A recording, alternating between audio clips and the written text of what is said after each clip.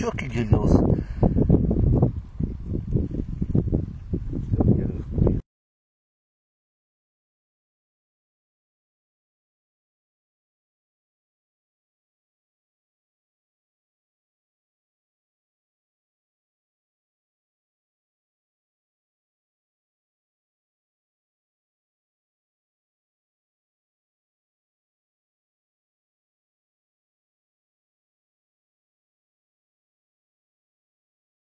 Şu anda şeker pancarı ekmişiz. Abim de kavan, karpuz ekmiştir.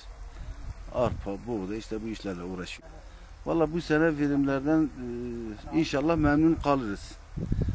Sadece bizim şeker pancarı fiyatını biraz artırdılar. Daha iyi etseler daha iyi olurdu.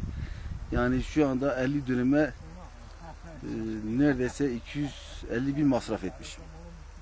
Gerçek diyorum. 250 bin masraf etmişiz. Yani sulama malzemesinden tut, ilaçlamasına, gübresinden, yani öbür ilaçlardan 200 bin civarı masrafımız olur. Elektrik parası dahil.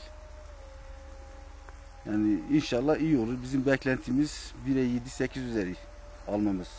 Toprağımız yani ziraatta her şeye elverişlidir. Sadece pamuka elverişlidir. İşte onlara sıcak olan şeylerden hariç geri kalan zirai şeylere hepsine elverişlidir.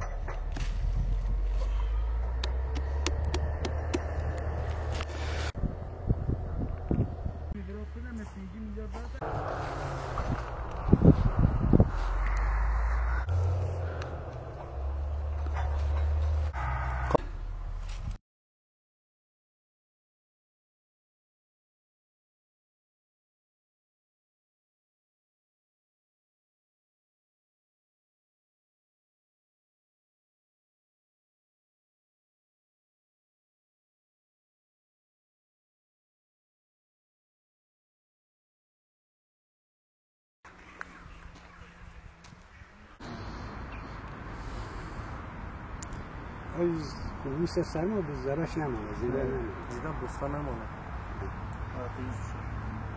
Biz Nisan'ın 3'ünde 4'ünde başlıyoruz, ekiyoruz. Ekmeğe de zaten fidanlar ne zaman yetişirse, ne zaman çabuk yetişirse bu memleket soğuktur. Ne kadar çabuk ekerse o kadar iyidir. Emeğimiz çok zordur. Bu lahana işçiliği çok zor. Bak görmüşsün bu işçiliği hepsi. Bunları 2 sefer yapıyoruz, 2 sefer şey diyoruz. Hep bel küreğiyle bunu 7-8 dönümdür hep bel küreğiyle kazıp yapıyoruz. Evet. Şu an yeni çıkartıyoruz 30 liradır tanesi.